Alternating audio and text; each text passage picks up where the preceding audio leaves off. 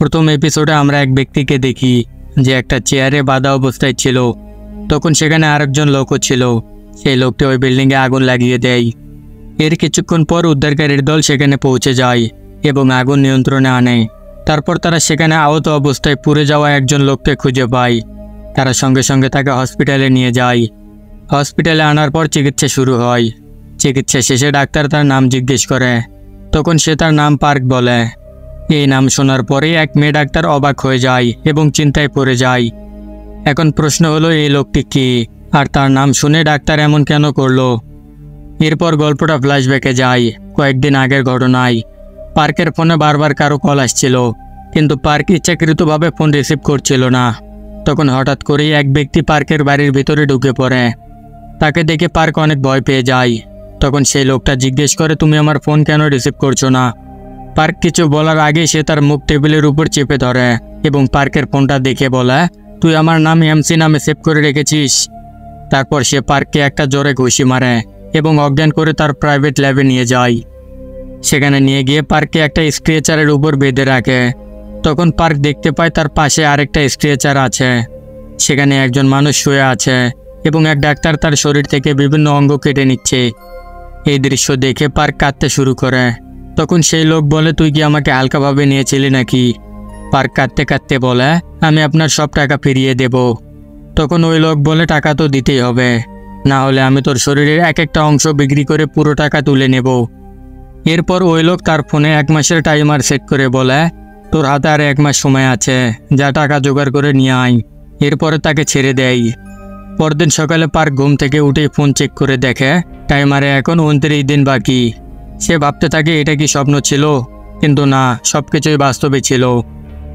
পরে পার্ক যখন তার কাজের ফ্যাক্টরিতে যায়, তখন সে দেখে তার এক সহকর্মী একজন চাইনিজ লোকের সঙ্গে ঝগড়া করছে এবং ঝগড়ার কারণ টাকা পয়সা নিয়েই।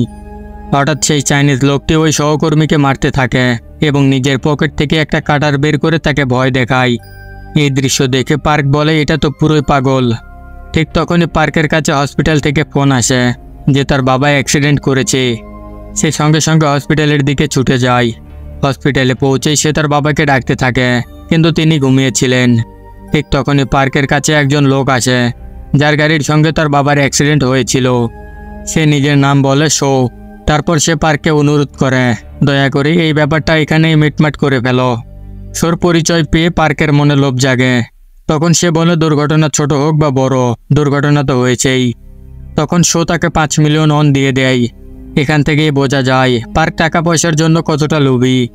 এরপরে পার্ক তার বাবাকে 3 মিলিয়ন ওন দিয়ে বলে, আমি যতটা ভেবেছিলাম তার থেকেও বেশি পেয়েছি। তখন তার বাবা বলে, তুমি বাড়ি যাও এবং আমার জন্য কাপড় নিয়ে আসো। পার্ক যাওয়ার সময় তার বাবার হাত থেকে টাকা নিতে যায় এবং বলে, আমার টাকাগুলো খুব দরকার, কিন্তু তার বাবা টাকা দিতে রাজি হয় না। ঠিক তখনই সেখানে তাদের পরিচিত এক মহিলা আসে, যিনি পার্কের বাবার খোঁজ নিতে এসেছে। তাকে দেখে পার্ক হেসে ওঠে, কারণ তার চিন্তাভাবনা অনেক খারাপ ছিল। সে তার বাবাকে বলে, এখন বুঝলাম তোমার সব টাকা কোথায় চলে যায়। এরপরে সে হাসতে হাসতে বাইরে চলে যায়। পার্ক বাইরে আসলে শো তাকে জিজ্ঞেস করে, ভিতরে কি কথা হলো? পার্ক উত্তর দেয়, আমি সব ম্যানেজ করে নিয়েছি। তখন শো তাকে ধন্যবাদ দিয়ে চলে যেতে চায়, কিন্তু পার্ক তখন শোকে থামিয়ে বলে, তোমার শরীর থেকে একটা গন্ধ আসছে, তুমি কি মদ খেয়ে গাড়ি চালাচ্ছিলে নাকি? এই কথা শুনে শো অবাক হয়ে যায় এবং বলে, তুমি এটা কি বলছো? তখন পার্ক বলে, আমাকে আরও 3 মিলিয়ন ওন দাও। পার্কের কথা শুনে শো বুঝে যায় যে সে একজন লোভী মানুষ। তখন সে বলে, তুমি এখানে অপেক্ষা করো, আমি এখনই টাকা নিয়ে আসছি। এরপরে পার্ক তার বাবার জন্য জামা কাপড় আনতে বাড়িতে যায়, কিন্তু সেখানে গিয়ে সে প্রথমে পুরো বাড়িটি তল্লাশি করতে শুরু করে। তখনই সে একটা রোলেক্স ঘড়ি পায় এবং কিছু টাকাও খুঁজে পায়। এগুলো দেখে সে অনেক খুশি হয়ে যায় এবং সব নিয়ে নেয়। তখনই তার চোখ পড়ে তার বাবার ইন্স্যুরেন্স পলিসির কাগজের দিকে, যেখানে লেখা ছিল তার বাবার মৃত্যুর পর সেই টাকার উপর শুধুমাত্র তাদের পরিবারেরই অধিকার থাকবে। তখন পার্ক ভাবে 500 মিলিয়ন ওন পেলে সব কিছুই ঠিক হয়ে যাবে, কিন্তু সাথে সে এটাও ভাবে, যদি তার আগে আমি মারা যাই তাহলে কি হবে? ঠিক তখনই কয়েকজন ছেলে তার কাছে এসে সিগারেট চায়। পার্ক পকেট থেকে সিগারেট বের করে তাদের দেখিয়ে বলে, নিজে গিয়ে কিনে আনো। এই কথা শুনে ছেলেগুলো তার পথ আটকায়, কিন্তু পার্ক তাদের ধমক দিয়ে তাড়িয়ে দেয়। কিন্তু সে একটু এগিয়ে যেতেই একটা নির্জন গলিতে সেই ছেলেগুলো আবার তাকে আটকায় এবং আক্রমণ করে। তারা তার পকেট থেকে সিগারেটের প্যাকেট নিয়ে নেয় এবং সেই রোলেক্স ঘড়িটাও ছিনিয়ে নেওয়ার চেষ্টা করে, কিন্তু পার্ক ঘড়িটা কোনোভাবে বাঁচিয়ে নেয়। তখন তারা তাকে প্রচণ্ড মারধর করে এবং তাকে সেখানেই ফেলে রেখে চলে যায়। হঠাৎ করে হসপিটালে পার্কের চোখ খুলে যায়। সে সঙ্গে সঙ্গে তার ফোন দেখে যে এখনও কতদিন বাকি। তারপর সে দেখতে পায় তার বাবা এক পুলিশের সঙ্গে কথা বলছে। তার বাবা বলে, কয়েকজন ছেলে ওকে মেরে রেখে গিয়েছে আর আপনাদের কাছে কোনো রেকর্ডই নেই, এটা কিভাবে সম্ভব? তখন সেই পুলিশ অফিসার জানায় যে আসলে ওই গলিটাতে কোনো ক্যামেরাই নেই। এই কথা শুনে পার্কের মাথায় একটা আইডিয়া আসে। সে ভাবে এই সুযোগটা কাজে লাগানো যেতে পারে, কারণ সেই গলিতে একটাও ক্যামেরা নেই। এরপরে পার্ক তার অফিসের এক কর্মচারীকে ফোন করে এবং ওই চাইনিজ লোকটার নাম ঠিকানা জানতে চায়। পার্ক সেই ঠিকানা অনুযায়ী সেখানে যায়। সেই ঠিকানায় গিয়ে সে দেখে কয়েকজন গুন্ডা টাইপের লোক সেখানে পার্টি করছে। ঠিক তখনই পেছন থেকে সেই চাইনিজ লোকটা আসে এবং পার্ককে বলে, কোনো অচেনা লোক আমাদের এলাকায় এসে ঘাটাঘাটি করলে আমাদের একদমই ভালো লাগে না, তোমার এখান থেকে চলে যাওয়াই ভালো। তখন পার্ক তাকে ডেকে বলে, তুমি জাংজি তাই না? আমরা একসঙ্গে একই জায়গায় কাজ করি। তখন জাংজি জিজ্ঞেস করে, তুমি এখানে কেন এসেছো? পার্ক বলে, তোমার টাকার দরকার, তাই আমি তোমাকে টাকা দেব। এর বদলে আমাকে একটা কাজ করে দিতে হবে, একজনকে মারতে হবে। আমি তোমাকে এর জন্য 60 মিলিয়ন ওন দেব। জাংজি একটু ভেবে বলে, ঠিক আছে, বলো কাকে মারতে হবে। তখন পার্ক উত্তর দেয়, আমার বাবাকে। পার্ক বলে, প্রতি শুক্রবার আমার বাবা গির্জায় যান, আর যেতে হলে তাকে একটা নির্জন গলি দিয়ে যেতে হয়। তোমাকে ঠিক সেখানেই তাকে মারতে হবে, কিন্তু একটা বিষয় খেয়াল রাখতে হবে, এটা যেন একটা অ্যাক্সিডেন্টের মতো হয়। তখন জাংজি বলে, ইচ্ছে করে মারলে তো ওটা খুনই হবে। তখন পার্ক বলে, তুমি চিন্তা করো না, সেই গলিতে কোনো ক্যামেরা নেই, তাই কেউ জানবে না যে এটা খুন ছিল নাকি দুর্ঘটনা। কাজ শেষ হওয়ার পর তুমি তোমার টাকা পেয়ে যাবে, এরপরে তুমি আরামে চায়নায় যেতে পারবে। তখন জাংজি বলে, আমি তোমার উপর কিভাবে ভরসা করব? তখন পার্ক উত্তর দেয়, এই সমস্ত কথা আমি আমার এই রেকর্ডারে রেকর্ড করে রেখেছি, তাই এখন আমরা একই নৌকায় আছি। এই কথা শুনে জাংজি কাজের জন্য রাজি হয়ে যায়। পরদিন পার্ক নিজের ক্ষত দেখানোর জন্য ডাক্তারের কাছে যায় আর দেখে জাংজিও সেখানে বসে আছে। হসপিটাল থেকে বের হয়ে পার্ক জাংজিকে বলে, আমাদের এমন খোলাখুলি দেখা করা উচিত না। তখন জাংজি বলে, আমরা যখন একই নৌকায় উঠেছি তখন ভয় কিসের? এরপরে সে পার্ককে বলে, তোমার বাবার বিমার পরিমাণ 500 মিলিয়ন, তাই আমি 60 না 150 মিলিয়ন ওন নেব। পার্ক টাকা দিতে অস্বীকার করলে জাংজি বলে, যদি কাজ না করাতে চাও তাহলে সোজা বলে দাও। তখন পার্ক বলে, ঠিক আছে, তাহলে এই কাজটা আগামীকালই করতে হবে।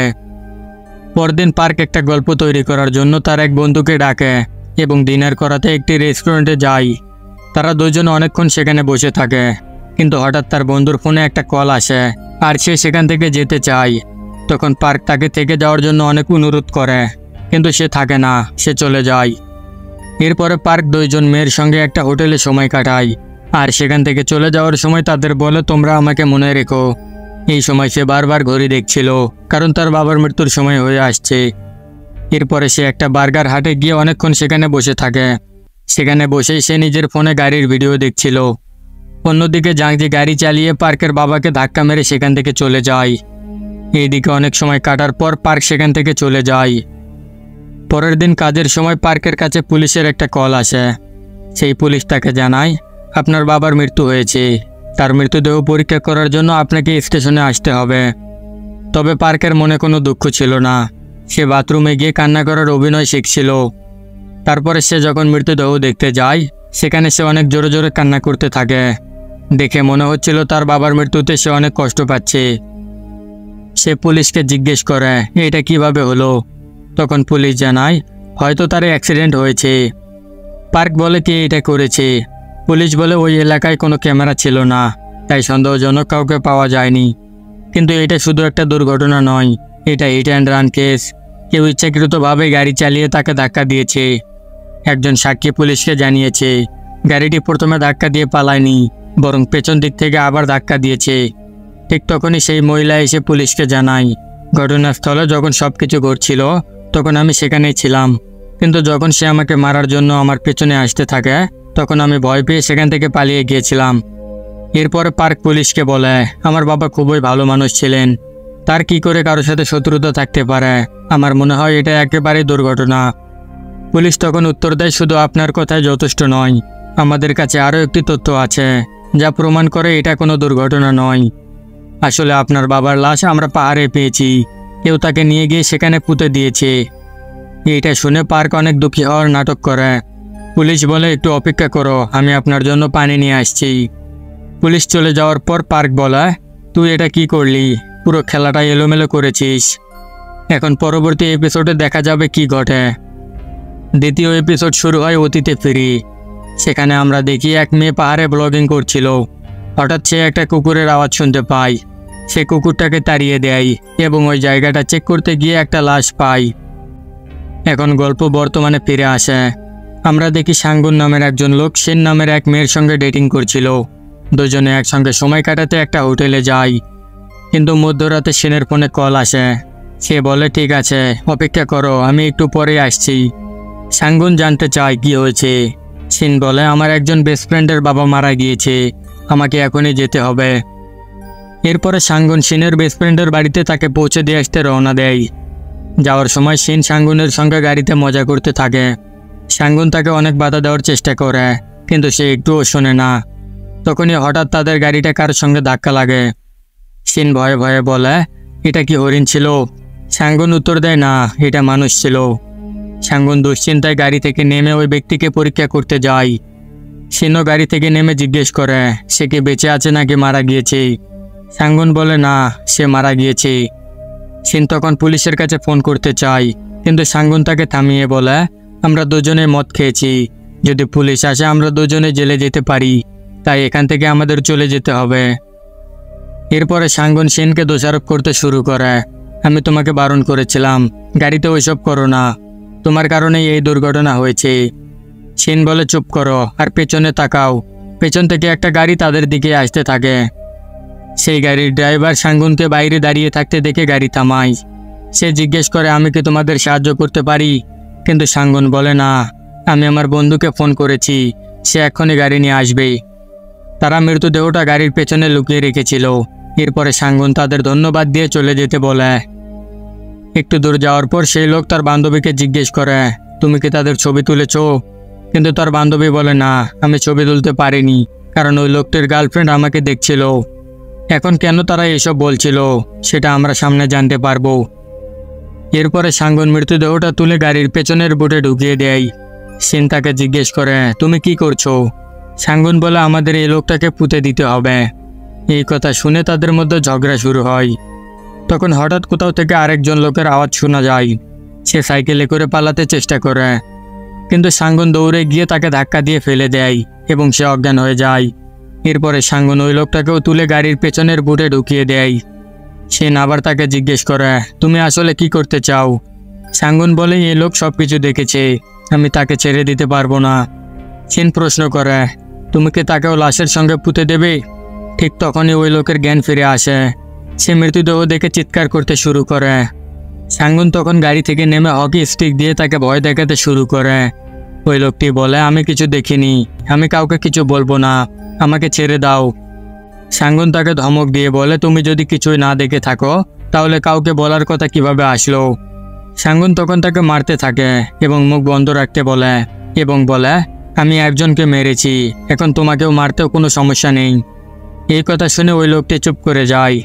তারপর সাঙ্গুন তার থেকে ফোন নাম্বার এবং তার নাম জানতে চায়। সেই লোকটি নিজের নাম ড্যানি বলে। ফোন নাম্বার পাওয়ার পর সাঙ্গুন তার ফোনে 10 মিলিয়ন ওন দিয়ে দেয়।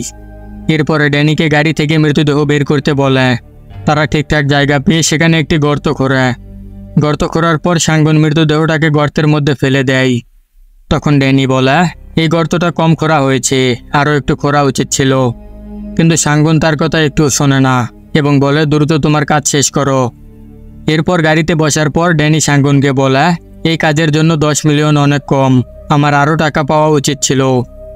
সাঙ্গুন একটু চিন্তা করে বলে, আমি তোমাকে আরও 20 মিলিয়ন ওন দেব, কিন্তু এরপরে আর কোনো টাকা নেই।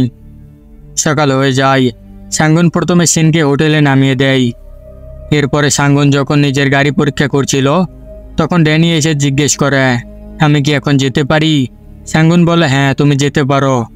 কিন্তু ড্যানি বলে, তুমি তো এখনও টাকা পাঠাওনি।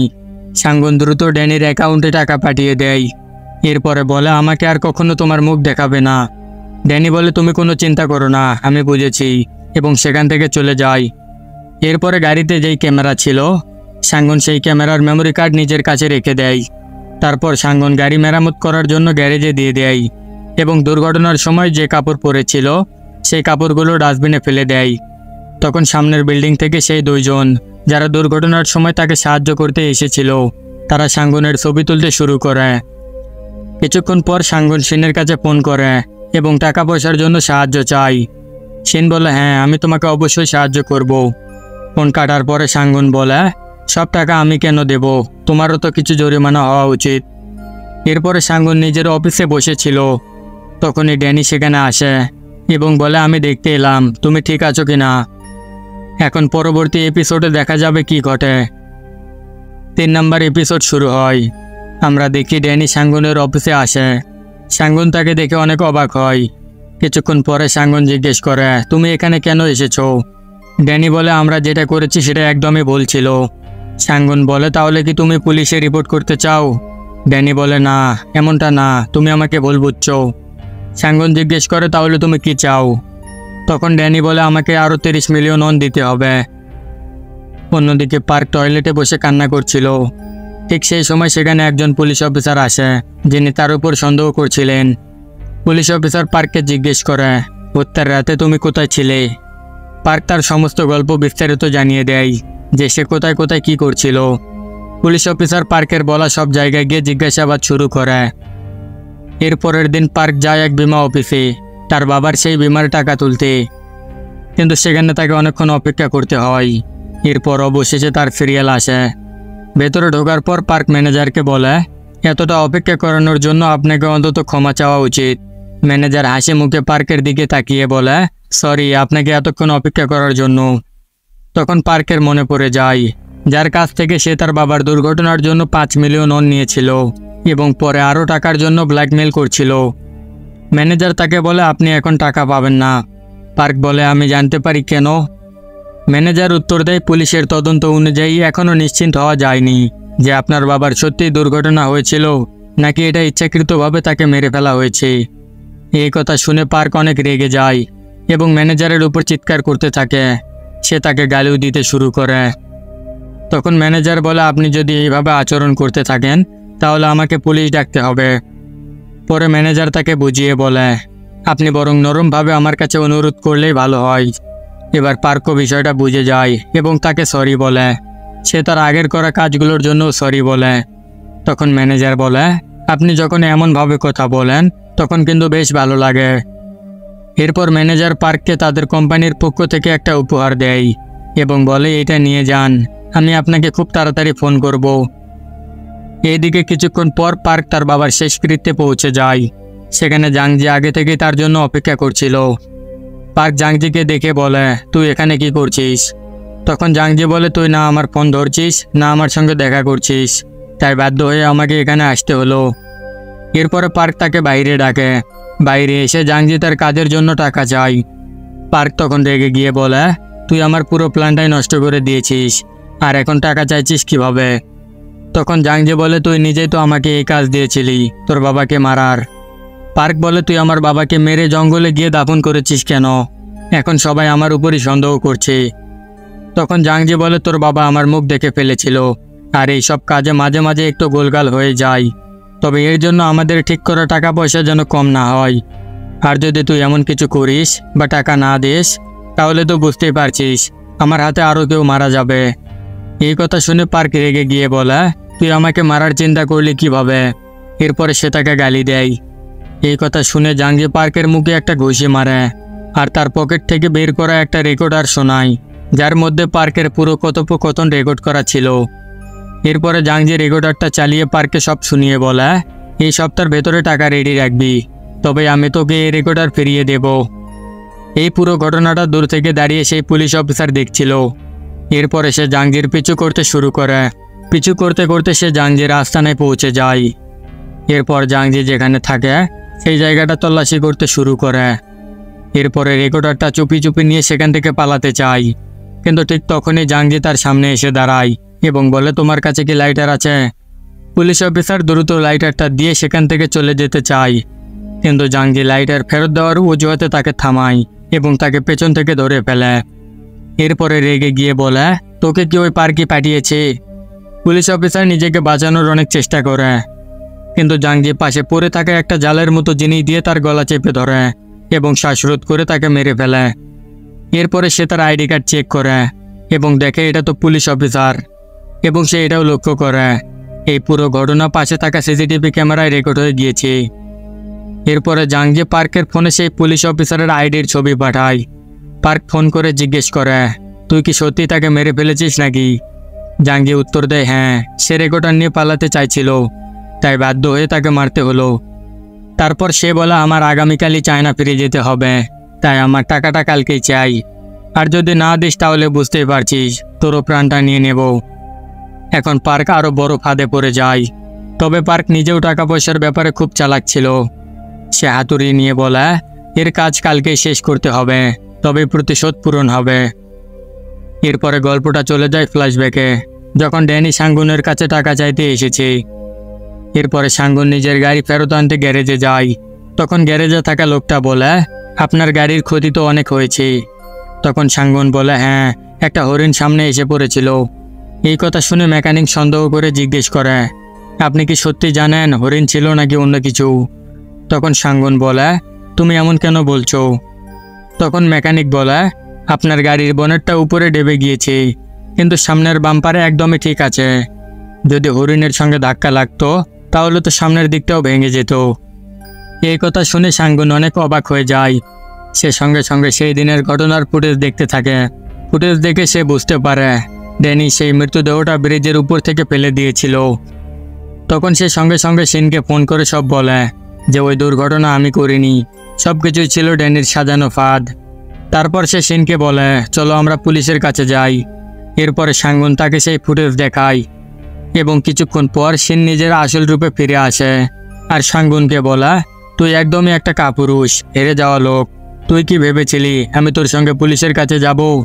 এইসব কথা শুনে সাঙ্গুন প্রচণ্ড রেগে যায় আর শিনের গলা চেপে ধরে। ঠিক তখনই পিছনের সিটে ড্যানি এসে বসে। সাঙ্গুন তাকে দেখে চমকে ওঠে এবং বলে, তুই এখানে কি করছিস? তখন ড্যানি হেসে বলে, কেন ডাক্তার, চমকে গেলে নাকি? তখনই তাকে অজ্ঞান করার জন্য ওষুধ ছুকিয়ে দেয় আর সে সঙ্গে সঙ্গে অজ্ঞান হয়ে পড়ে। ঠিক তখনই আরেকটা গাড়িতে বসে থাকা দুইজন গোয়েন্দা এই পুরো ঘটনাটা দেখে ফেলে এবং ছবি তুলতে থাকে। এরপরে শিন আর ড্যানি অজ্ঞান হওয়া সাঙ্গুনকে নিয়ে যায় একটা নির্জন জায়গায় তাকে জীবন্ত কবর দেওয়ার জন্য। ড্যানি সেখানে গর্ত খোঁড়ার সময় হঠাৎ করে সাঙ্গুনের জ্ঞান ফিরে আসে। জ্ঞান ফিরে এসে সঙ্গে সঙ্গে গাড়ি দিয়ে শিনকে ধাক্কা মারে। তারপর গাড়ি থেকে নেমে বলে, এখন বল, কাকে কাপুরুষ বলছিলি, কাকে লুজার বলছিলি? তখনই সে ড্যানিকে দেখে পালানোর চেষ্টা করে। ড্যানি তখন ফাওরা মানে কোদাল দিয়ে তার পেছনে ছুটে আসে তাকে মারার জন্য। সাঙ্গুন তখন ড্যানির কাছে কাঁদতে কাঁদতে প্রাণ ভিক্ষা চায়, কিন্তু ড্যানি রেগে গিয়ে বলে, তুই আমার প্রেমিকাকে মেরে ফেলেছিস। এই কথা বলেই সেই কোদাল সাঙ্গুনের পেটে ঢুকিয়ে দেয় এবং তাকে নির্মমভাবে হত্যা করে। সেই সময় ওই গোয়েন্দা দুইজন তখনও তার ছবি তুলতে থাকে। এবার গল্প আরও পেছনের সময়ে ফিরে যায়। আমরা দেখি কিছু স্কুলের ছেলে লিনা নামের একটি ছাত্রীকে গিয়ে বলা অ্যালবামের কভার ফটোর জন্য তার ফটোশ্যুট করতে হবে, কিন্তু দূরে দাঁড়িয়ে থাকা তাদের ক্লাসমেট জুলি নামের একটি মেয়ে লিনার প্রতি ঈর্ষান্বিত হয়ে ওঠে। পরের দিন জুলি লিনার কাছে গিয়ে অভিনন্দন জানিয়ে বলা, তোমাকে কভার ফটোতে খুব সুন্দর লাগছে, এবং বলে তুমি না থাকলে আজ সেখানে আমার ছবি থাকতো। তখন লিনা বলে, তোমার ছবি ওখানে থাকলে আরও সুন্দর লাগতো। এরপর জুলি লিনাকে শনিবার তার বন্ধুদের সঙ্গে একটা ব্লাইন্ড ডেটে যেতে বলে। শুরুর দিকে লিনা যেতে রাজি হয় না, কিন্তু জুলি বারবার জোর দেওয়াতে শেষ পর্যন্ত সে রাজি হয়। তবে এটা ছিল জুলির একটা পরিকল্পিত ফাঁদ, কারণ সে প্রতিশোধ নেওয়ার জন্যই লিনাকে সেখানে ডেকেছে। এরপরে জুলি লিনাকে কিছু ছেলেদের সঙ্গে খারাপ অবস্থায় একা ফেলে রেখে সেখান থেকে চলে যায়। এই ঘটনার কথা মনে করে হঠাৎ সেই ডাক্তার লিনার ঘুম ভেঙে যায়। এখন পরের এপিসোডে দেখা যাবে এরপরে কি ঘটে। চতুর্থ এপিসোড শুরু হয় ঠিক সেখান থেকেই যেখানে এপিসোড 1-এর শুরু হয়েছিল। তখন আমরা আবার দেখি সেই নির্জন জায়গায় আগুন লেগে আছে, যেটা কিছু ফায়ার ব্রিগেডের কর্মীরা নেভানোর চেষ্টা করছিল। এই আগুন কিভাবে লাগলো আর কে লাগিয়েছে সেটা আমরা পরে জানতে পারবো। আগুন নিয়ন্ত্রণে আসার পর রেস্কিউ টিম ভেতরে ঢোকে আর সেখানে তারা 2টি মৃতদেহ খুঁজে পায়, যা সম্পূর্ণ পুড়ে ছাই হয়ে গিয়েছিল। তারা আরও একজনকে খুঁজে পায়, যার তখনও প্রাণ ছিল।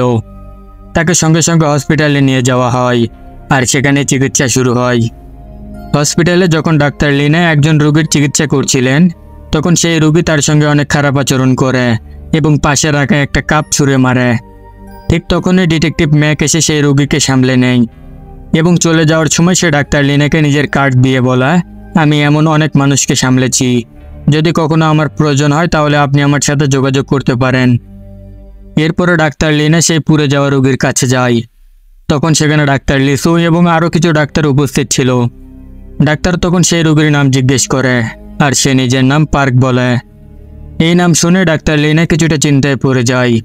পরে রোগীর কক্ষ থেকে বের হওয়ার পর ডাক্তার লিসু লিনাকে জিজ্ঞেস করে কিছু হয়েছে নাকি, কিন্তু লিনা বলে না।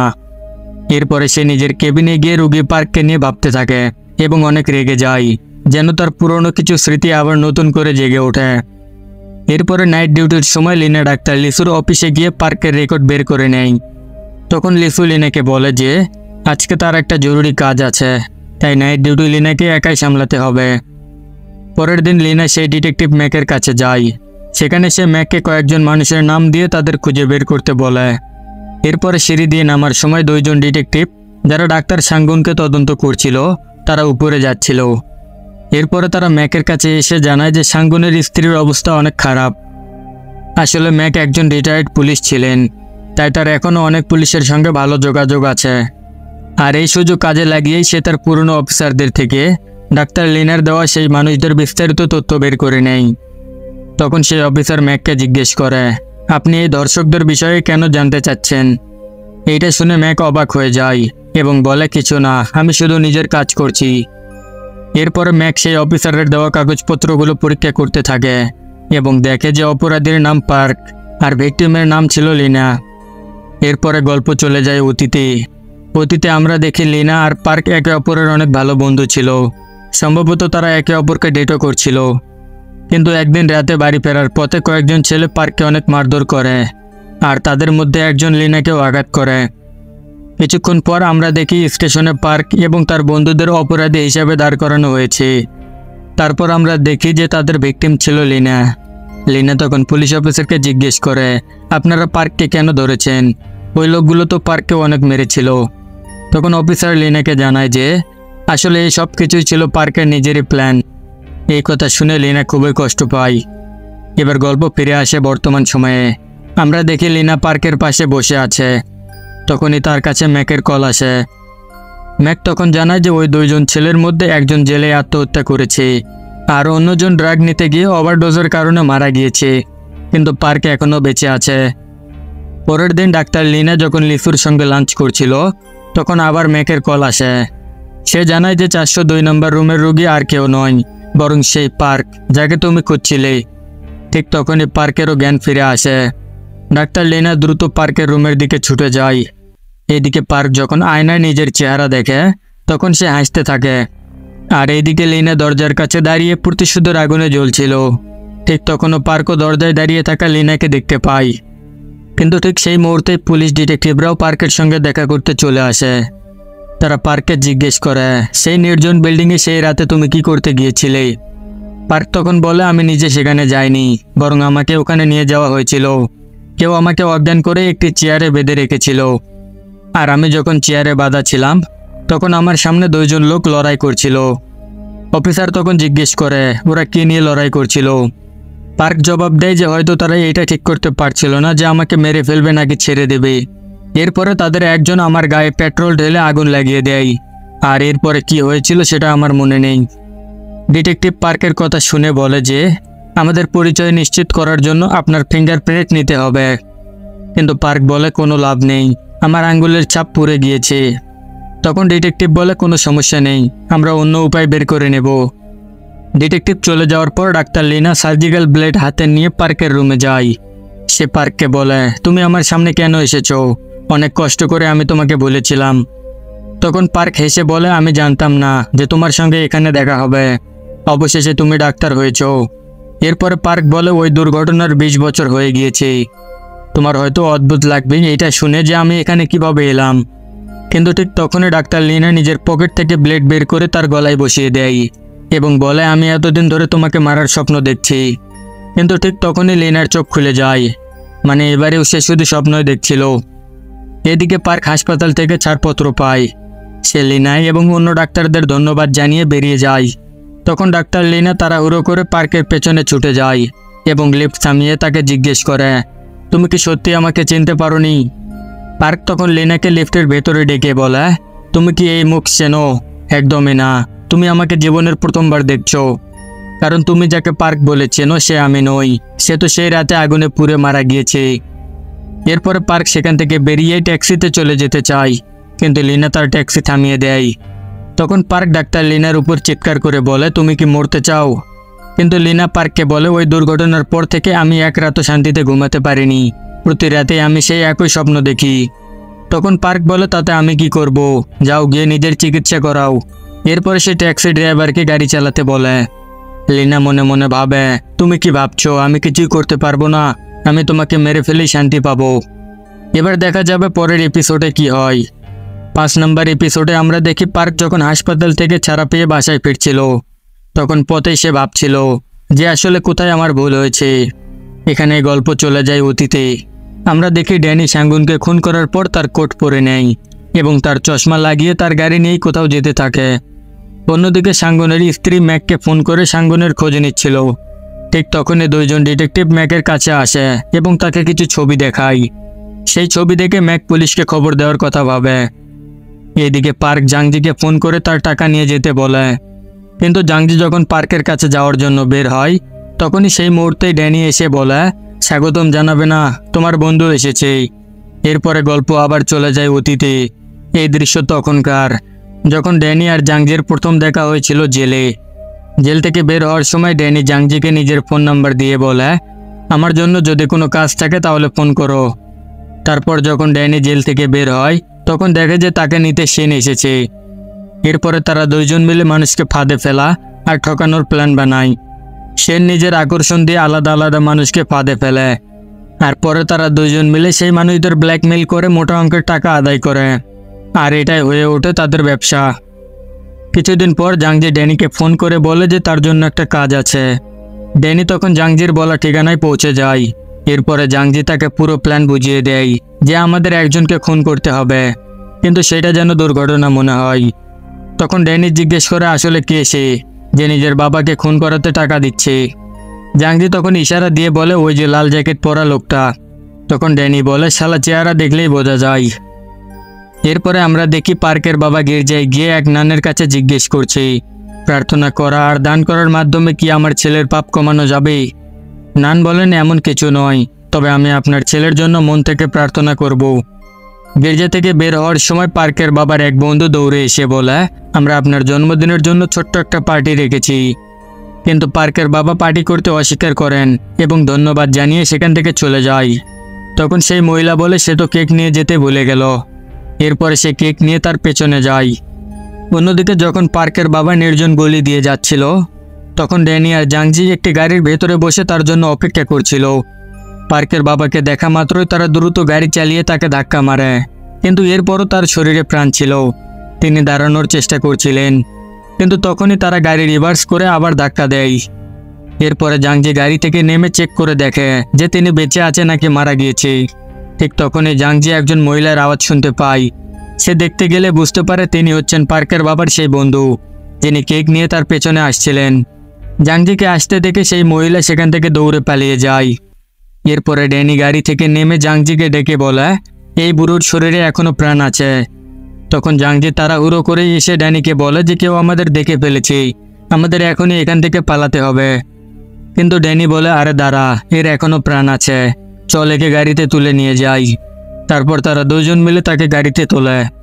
গাড়ির ভেতরে জাংজি পার্কের বাবাকে শ্বাসরোধ করে মেরে ফেলে। তখন ড্যানি বলে, এটার সাথে এখন কিছু একটা করা দরকার, তাহলে এটা আর ন্যাচারাল ডেথ মনে হবে না। কিন্তু জাংজি বলে, আমি যেভাবে হোক টাকা নিয়েই ছাড়বো। অন্যদিকে শিন সাঙ্গুনের সঙ্গে ছিল এবং বারবার ড্যানিকে ফোন করছিল। ফোন না ধরায় শিন ড্যানিকে মেসেজ করে জানায় যে আমি তার ড্রিঙ্কসে কিছু একটা মিশিয়ে দিয়েছি, যার কারণে সে অজ্ঞান হয়ে আছে। এরপরে নিজের শয়তানি মাথা খাটিয়ে ড্যানি জাংজিকে গাড়ি থেকে নামতে বলে এবং বলে, আমার কাছে একটা প্ল্যান আছে। এই বুড়োকে নিয়ে কি করতে হবে সেটা আমি নিজেই ঠিক করব। এরপরে ড্যানি শিনকে ফোন করে বলে, আমার কাছে টাকা জোগাড় করার দারুণ একটা প্ল্যান আছে, যেমনটা আমি বলবো তুই তেমনটাই কর। শিনের সাথে কথা বলে ড্যানি মৃতদেহটি কাঁধে তুলে একটি ওভারব্রিজের উপরে যায়। অন্যদিকে শিন প্ল্যান মতো সাঙ্গুনকে নিয়ে গাড়িতে করে আসছিল। তখন ড্যানি ওভারব্রিজের উপর থেকে মৃতদেহ নিয়ে প্রস্তুত ছিল। যেই মুহূর্তেই গাড়ি ব্রিজের নিচ দিয়ে পার হতে যাচ্ছিল, তখনই ড্যানি মৃতদেহটি গাড়ির উপরে ছুঁড়ে ফেলে। এরপরে ড্যানি জাংজিকে বলে, আমি তো ভেবেছিলাম গভীর গর্ত খুঁড়ে তাকে কবর দেব, কিন্তু ওই সাঙ্গুনে একটা ঠিকমতো গর্ত খুঁড়তে দিল না। তখন জাংজি বলে, তুই এত নাটক করলি কেন? তখন ড্যানি উত্তর দেয়, এই মৃতদেহ নিয়ে আমি আর কোথায় যেতাম, তাই যা ঠিক মনে হয়েছে তাই করেছি। ড্যানি বলে, চল, পার্কের কাছে টাকা নিতে হবে। জাংজি তখন বলে, যদি সে টাকা না দেয় তাহলে তার হাত পা কেটে তাকে মোড়ে বসিয়ে ভিক্ষা করাবো। এরপরে ড্যানি জাংজিকে জিজ্ঞেস করে, তুই এত তাড়াহুড়ো করে চায়না যাচ্ছিস কেন? তখন দেখা যায় জাংজি যে পুলিশ অফিসারকে খুন করেছিল সেই জায়গাটায় তদন্ত করতে আরও পুলিশ অফিসার এসেছে। আসলে পুলিশ ক্রাইম সিনে লাগানো ক্যামেরা থেকে জাংজির ছবি বের করে, আর তখন তারা চারিদিকে তাকে খুঁজছিল। পুলিশ অফিসার জাংজির আস্তানায় গিয়ে তল্লাশি চালায় এবং সেখানে তারা পার্কের বাবার আইডি কার্ড পায়, সাথে একটি ছবিও পায়। অন্যদিকে পার্ক জাংজিকে টাকা নিতে ডাকলেও সে গাড়িতে বসে হাতুড়ি দিয়ে জাংজিকে মারার প্র্যাকটিস করছিল। যখন জাংজি সেখানে আসে, পার্ক তাকে গাড়িতে বসতে বলে এবং অন্য কোথাও নিয়ে যায়, কিন্তু তখন ড্যানি তাদের দুইজনের উপর নজর রাখছিল, তাই সেও তাদের পেছন পেছন যায়। পথে তারা পুলিশের চেকপোস্টে পৌঁছায়। জাংজি পুলিশদের দিকে একবারও তাকায় না। পুলিশরা পার্ককে একটি ছবি দেখিয়ে বলে, আমরা এই লোকটিকে খুঁজছি। সেই পুলিশ জাংজির মুখ দেখতে চায়, কিন্তু পার্ক তাকে ঢেকে বাঁচিয়ে ফেলে। এরপরে পার্ক গাড়ির লাইট জ্বালিয়ে সেই ছবি দেখে, সেটি ছিল ড্যানির ছবি। পুলিশ দেখে ড্যানিও গাড়ি ছেড়ে পালিয়ে যায়। তখন পুলিশ অফিসাররা বাকিদের সতর্ক করে দেয়, সন্দেহভাজনের গাড়ি পাওয়া গিয়েছে, সে নিশ্চয়ই আশেপাশে ঝোপে লুকিয়ে আছে। ড্যানি নিজের প্রাণ বাঁচাতেই এদিক সেদিক দৌড়াচ্ছিল। এদিকে পার্ক জাংজিকে নিয়ে একটি নির্জন বিল্ডিংয়ে পৌঁছায়। সেখানে পৌঁছে পার্ক বলে, তুই ঠিকমতো কাজ করিসনি, অথচ টাকা নিতে চলে এসেছিস। জাংজি বলে, আমি টাকা কাজের জন্য নয়, বরং তোকে বাঁচানোর জন্য চাইছি।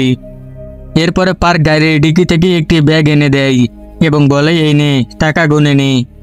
কিন্তু জাংজি ব্যাগ খুলে দেখে ভেতরে কিছু কাপড় আর কাগজ রয়েছে। তখন জাংজি জিজ্ঞেস করে, তুই আমাকে এখানে কেন এনেছিস? ঠিক তখনই ডিকিতে রাখা ফোনের অ্যালার্ম বেজে ওঠে। তখন পার্ক দ্রুত আক্রমণ করে, কিন্তু জাংজি ছিল অনেক শক্তিশালী, তাই সে উল্টো পার্ককে ধরে মারতে থাকে। ঠিক তখনই জাংজির কাছে ড্যানির ফোন আসে। ড্যানি জিজ্ঞেস করে, কোথায় তুই? তখন জাংজির দেওয়া ঠিকানায় ড্যানি এসে পৌঁছে যায়। সেখানে ড্যানি নিজের ফোনে নিজের সম্পর্কিত খবর দেখে। খবরে ড্যানি নিজের মুখ দেখে অনেক ভয় পেয়ে যায়। তখন জাংজি তাকে বলে, চীনগামী নৌকা আসছে, একবার সেখানে পৌঁছাতে পারলেই সমস্যা শেষ। কিন্তু ড্যানি বলে, নৌকা পর্যন্ত পৌঁছানো অসম্ভব। ড্যানিকে উত্তেজিত দেখে জাংজি চিৎকার করে তাকে চুপ থাকতে বলে এবং পার্ককে চেয়ারের সঙ্গে বেঁধে ফেলে। এই সময় ড্যানির মাথায় একটা আইডিয়া আসে। সে বলে, পার্কের উচ্চতা আর আমার উচ্চতা একেবারে একই। ড্যানির মাথায় ঠিক কী শয়তানি আইডিয়া এসেছে তা আমরা কিছুক্ষণের মধ্যেই জেনে যাব। এরপরে জাংজি হাতুড়ি দিয়ে পার্ককে মারার জন্য প্রস্তুতি নেয় এবং বলে, একে শেষ করে দ্রুত এখান থেকে বেরিয়ে যেতে হবে। কিন্তু ড্যানি বলে, এত তাড়া কিসের? এরপরে সে কাচের টুকরো দিয়ে জাংজির গলা কেটে ফেলে এবং হাসতে থাকে। সে জাংজিকে নিচে ফেলে দেয় এবং সেখানে জাংজির মৃত্যু হয়। এরপরে ড্যানি নিজের পোশাক খুলে পার্ককে পরিয়ে দেয় এবং তার আইডি নিজের কাছে রেখে দেয়। জ্ঞান ফেরার পর পার্ক জিজ্ঞেস করে, তুমি আসলে কি? ড্যানি বলে, তুই শুধু এতটুকুই জেনে রাখ যে আজ থেকে তোর জীবনে আমি বাঁচব। তখন পার্ক বলে, দয়া করে আমাকে খুলে দাও। তখন ড্যানি বলে, আজ থেকে তোমার জায়গা আমি নেব, আজ থেকে আমার নাম পার্ক। এরপরে শেষ এপিসোডে দেখা যায় পার্ক সাহায্যের জন্য জোরে জোরে চিৎকার করছে, আর ড্যানি তখন তার উপর চারিদিকে পেট্রোল ঢালছে। তখন পার্ক তাকে অনেক লোভ দেখানোর চেষ্টা করে, বলে, আমি তোমাকে অনেক টাকা দেব। কিন্তু ড্যানি একটুও শোনে না আর তার উপর পেট্রোল ঢালতে থাকে। পার্ক তখন তার সামনে কাঁদতে কাঁদতে সাহায্য চায়, তবে ড্যানি একটা মশাল নিয়ে এসে চারপাশে আগুন লাগিয়ে দেয়। পার্ক পুড়ে যাওয়ার পর ড্যানি ফিরে যাওয়ার সময় বিল্ডিংয়ে একটা বিস্ফোরণ হয়, এতে ড্যানিও অনেক আহত হয়। এইসব দৃশ্য ছিল ড্যানির মস্তিষ্কে যখন সে হাসপাতাল থেকে বাড়িতে ফিরছিল। সে আসলে পার্ক নয়, বরং ড্যানি, যিনি পার্কের জায়গা নিয়েছে। এরপরে আমরা দেখি ডাক্তার লিনা একা বসে আছে। তখন ডাক্তার লিসু লিনাকে জিজ্ঞেস করে তুমি পার্ককে আগে থেকেই চেনো কিনা। এরপরে ডাক্তার লিনা তাকে বলে তুমি কি কারো প্রতি এতটাই ঘৃণা করেছো যে তাকে মেরে ফেলতে ইচ্ছে করে। ডাক্তার লিসু অবাক হয়ে বলে তুমি এমন কথা কেন বলছো। তখন ডাক্তার লিনা বলে কিছু মানুষ এমন হয় যারা আমাদের ভেতরের শয়তানকে জাগিয়ে তোলে। এরপরে লিসু জিজ্ঞেস করে পার্ক কি সেই মানুষ, কিন্তু লিনা লিসুকে থামিয়ে বলে তুমি চিন্তা করো না, আমি একদমই ভালো আছি। এরপরে লিসু তার অন্যান্য রোগীদের দেখতে চলে যায়, তবে কোথাও না কোথাও সে বুঝে গিয়েছিল যে লিনা আসলে পার্কের কথা বলছে। এরপরে নিজের প্রতিশোধ নেওয়ার জন্য লিনা হাসপাতাল থেকে কিছু ওষুধ নিয়ে ম্যাককে ফোন করে এবং একটি কাজ করার জন্য বলে। পরের দিন পার্ক অর্থাৎ ড্যানির কাছে ব্যাংক ম্যানেজারের ফোন আসে। ব্যাংক ম্যানেজার জানায় আপনার বাবার ইন্স্যুরেন্স ক্লেম পাস হয়ে গিয়েছে। এই কথা শুনে সে খুবই খুশি হয়, কিন্তু ম্যানেজার তাকে বলে আপনার বাবা মারা যাওয়ার 1 সপ্তাহ আগে নমিনির নাম পরিবর্তন করেছিলেন, তাই আপনি বর্তমান নমিনির সঙ্গে কথা বলুন, হয়তো কিছু সাহায্য হয়ে যাবে। এরপরে পার্ক তার বিল্ডিং থেকে বের হচ্ছিল, তখন ম্যাক কোনো একটা অজুহাতে তার সঙ্গে ধাক্কা লাগে এবং ওষুধ তুলে নিয়ে লিনার ওষুধ তাকে দিয়ে দেয়। এরপরে পার্ক যায় চার্চের ভেতরে প্রবেশ করেই সে জোরে চিৎকার করে ডাকতে শুরু করে। তার আওয়াজ শুনে ভেতর থেকে এক নান বেরিয়ে আসে। পার্ক তার সঙ্গে অনেক খারাপ আচরণ করে এবং বলে তুই আমার বাবার টাকা খেয়েছিস। তখন নান তাকে বলে তোমার বাবা মারা যাওয়ার আগে আমাকে বলেছিল যে তুমি এখানে আসবেই। ড্যানি তখন চিৎকার করে বলে তোর ওই টাকার উপর কোনো অধিকার নেই, এগুলো আমার বাবার টাকা ছিল, তাই আমার টাকা ফিরিয়ে দে। কিন্তু নান তাকে স্পষ্ট করে বলে আমি এমন কিছুই করব না, তুমি টাকা পাবে না, কারণ তোমার বাবার ইচ্ছে ছিল এই টাকা চার্চে যাবে। কিন্তু বারবার মানা করার পরও ড্যানি মানতে চায় না।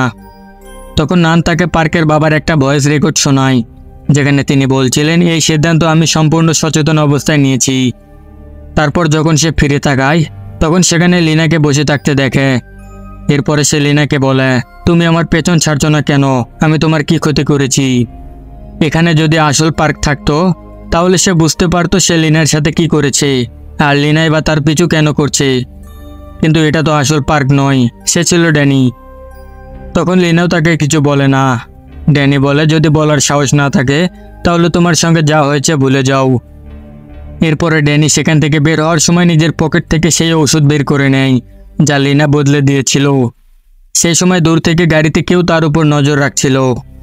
বাড়ি ফেরার পথে সে সেই নির্জন গলিতে পৌঁছায় যেখানে সে আর জাংজি মিলে পার্কের বাবাকে মেরেছিল, কিন্তু সে পার্কের থেকেও বেশি পাগল ছিল, কারণ ওই ঘটনা মনে করতেই সে জোরে জোরে হেসে ওঠে। সেই সময় লিনা পেছন থেকে এসে তাকে দেখে। ড্যানি বলে তুমি এখনও আমার পিছু ছাড়ছো না, তুমি যা ভাবছো সেটা একদমই ভুল, আমার নাম পার্ক নয়, আমি হলাম ড্যানি। কিন্তু লিনা বলে আমি চার্চে শুনেছিলাম তুমি তোমার বাবার টাকা চাইছিলে। তখন ড্যানির মাথা ঘোরাতে শুরু করে, কারণ ওষুধের প্রভাব দেখা দিতে শুরু করছে। লিনা বলে তুমি একদমই বদলাওনি, আজও ঠিক আগের মতোই আছো। তখন ড্যানি বলে আমি সে নই। এরপরে সে নিচে পড়ে যায়। তখন লিনা তার পকেট থেকে একটি সার্জিক্যাল ব্লেড বের করে বলে আজকে তো আমি তোকে মেরেই ফেলবো। কিন্তু তখনই পেছন থেকে ডাক্তার লিসু এসে লিনাকে থামিয়ে দেয়। লিসু বলে তুমি কোনো ভুল করো না, আমি জানি তোমার সঙ্গে কি ঘটেছিল এবং পার্ক সম্পর্কে সব কিছুই জানি। লিনা জিজ্ঞেস করে যদি সত্যি সব কিছু জেনে থাকো তাহলে আমাকে থামাচ্ছ কেন।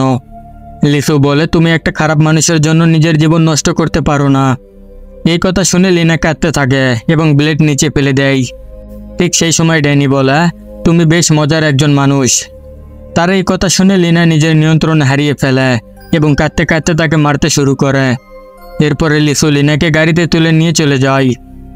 গাড়িতে তখন লিসুর কাছে ফোন আসে। লিসু বলে না, এখন একটু সমস্যা আছে। লিনা জিজ্ঞেস করে কোনো সমস্যা হয়েছে নাকি। লিসু বলে হ্যাঁ, আমার একজন আত্মীয় অসুস্থ। তখন লিনা বলে তোমাকে অবশ্যই সেখানে যেতে হবে।